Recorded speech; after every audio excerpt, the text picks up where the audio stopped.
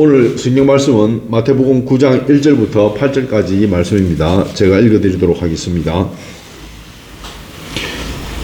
예수께서 배에 오르사 건너가 본 동네에 이르시니 침상에 누운 중풍병자를 사람들이 데리고 오거늘 예수께서 그들의 믿음을 보시고 중풍병자에게 이르시되 작은 자야 안심하라 내 죄 사함을 받았느니라.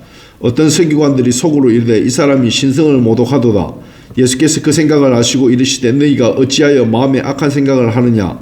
내 죄사함을 받았느니라 하는 말과 일어나 걸어가라 하는 말 중에 어느 것이 쉽겠느냐. 그러나 인자가 세상에서 죄를 사하는 권능이 있는 줄을 너희로 알게 하려 하노라 하시고 중풍병자에게 말씀하시되 일어나 내 침상을 가지고 집으로 가라 하시니 그가 일어나 집으로 돌아가거늘 무리가 보고 두려워하며 이런 권능을 사람에게 주신 하나님께 영광을 돌리니라. 아멘.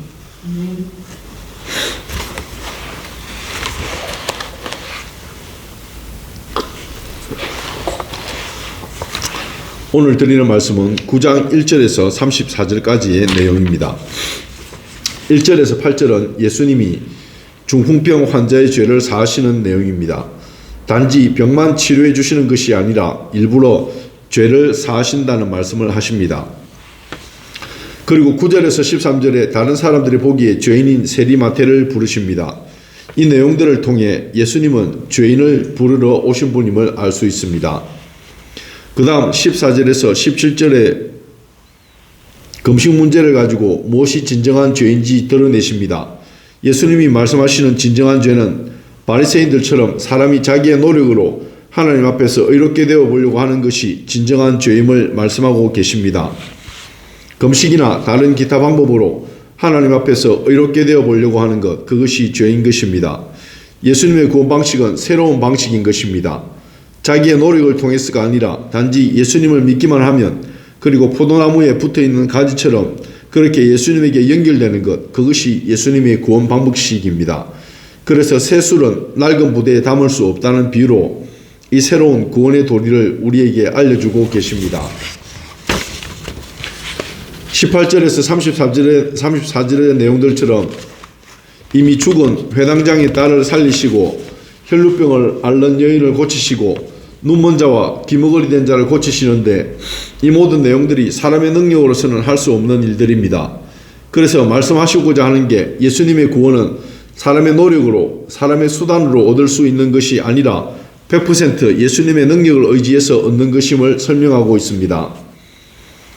우선 보도록 합시다. 우리의 구원도 예수님이 우리 죄를 위하여 돌아가심을 믿음으로 얻은 것입니다. 사람은 스스로 자기의 영혼을 깨끗하게 할 수 없습니다.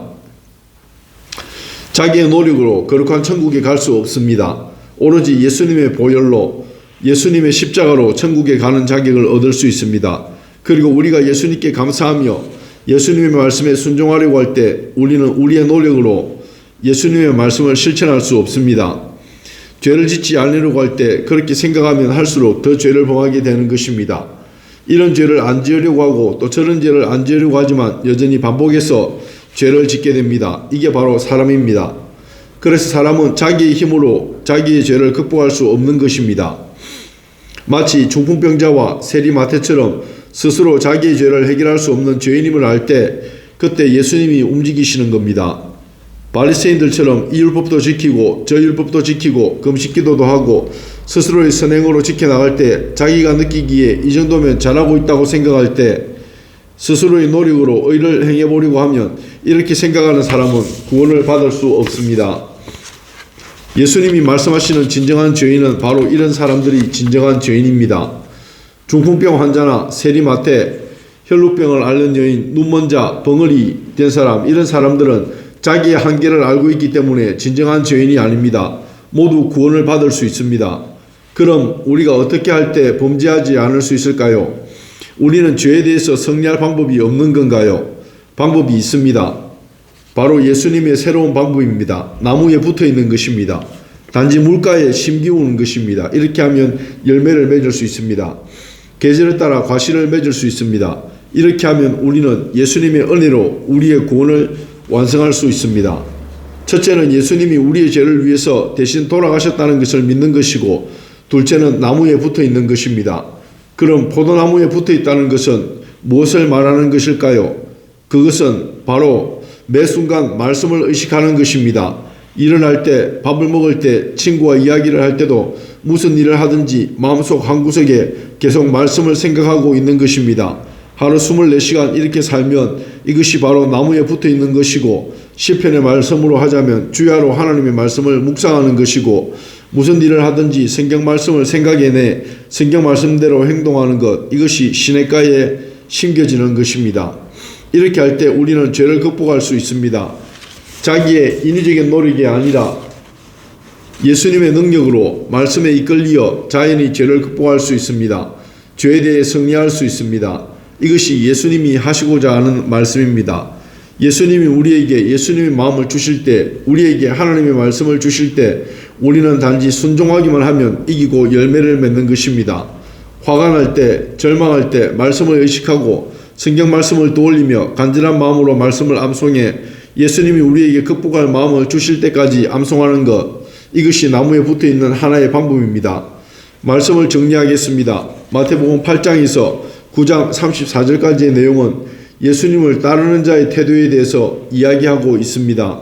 오늘은 우리가 예수님을 따르려면 우리가 죄인인 것을 알고 우리의 노력이 아니라 예수님의 십자가와 포도나무에 붙어있는 새로운 방법으로 치유함을 받고 죽은 자가 살아나고 혈류병을 앓고 눈이 멀고 벙어리 된 자가 모두 일어나는 것입니다.